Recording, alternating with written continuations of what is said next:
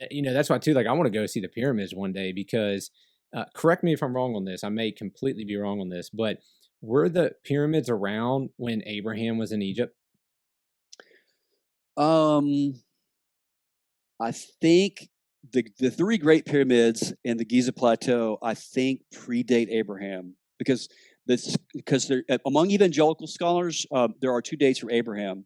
There is an early, of course, there's always a couple of views, and Always. I hold to the early view. I believe that Abraham was born in around 2166 BC. So I believe the pyramids are about 3000 BC, thereabouts. So they may be earlier than Abraham. I think. I think some of the later pyramids are probably due, but the three big ones on the Giza Plateau, the three big ones that you always see on the pictures, were probably pre-Abrahamic. I think. I just got to double check on the dates, but I think that's from the top of my head. I think that's about where they date. Yeah, well, we're going with it right now because I think about like, could you imagine like stand? I don't know. Have you ever stood before them? No, I've not. It's one of my bucket list to do. Yeah. Yeah. So like if you're standing there and you say like at one point in time, Abraham, I'm sure, was standing here looking at those things. Oh, well, they were in existence when he went to Egypt because he went to Egypt. Yeah. So yeah, he absolutely could have. Absolutely, for sure. That's what's absolutely nuts. Yeah, and they were actually whitewashed, and they were completely white and had a gold top. Like the whole cap of the whole pyramid was actually made out of gold. Oh, I didn't know that. And so I have a theory about that. Another paper I'm going to try to. I'm trying to get this paper at the Near Eastern Archaeological Association, Lord willing, this fall, possibly, connecting.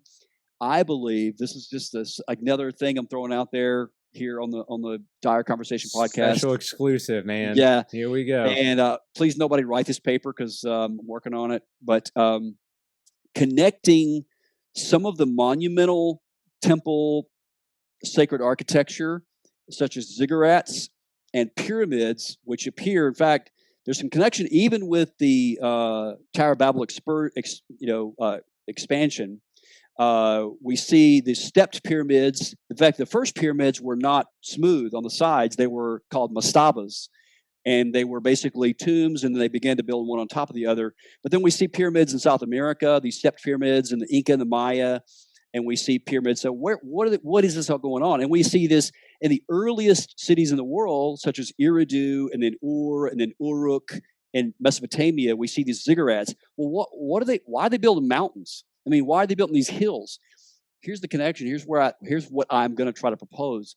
I think that this is a historical memory of Mount Ararat, where Noah's Ark came to rest on Mount Ararat, and that in the earliest legends, that when humans first began to write down their myths, one of the very first myths that they wrote down, the earliest one is the myth of Atrahasis, and the other one that everybody knows about is the Epic of Gilgamesh. And in these two epics, we have people going to a sacred mountain to learn the secret of eternal life. In the Epic of Gilgamesh, Gilgamesh goes to the Babylonian Noah. His name is Utnapishtim. And he's going to learn, because Utnapishtim lives on the top of a mountain, survived the great flood, and he knows the secret to eternal life.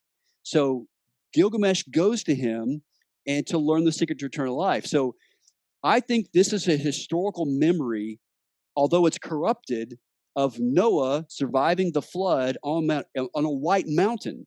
So why else in these flat areas and river deltas are they creating a mountain? Because I think they're trying. In fact, what I found in the literature is that many scholars are not exactly sure what the function of the ziggurat was. They knew it was a religious function, but as far as what they did on the top of it, nobody really knows for sure. I've read John Walton. I've read any number of scholars about the function of the ziggurat, and I've got a lot of scholarly books as well. And there's just not a lot of information, a lot of data. So I'm just going to try to connect the dots between the Mount Ararat and Noah being on Mount Ararat, landing the Noah's Ark, landing on Mount Ararat, surviving the flood, and these in these big structures. So, you think it makes sense? Does it make sense to you? It's super fascinating. Absolutely. It's one of those or things I'm crazy. No. I mean, to me, that's one of those, it's like, okay, let's go dig at the evidence and see what it says. Like, I think it's plausible.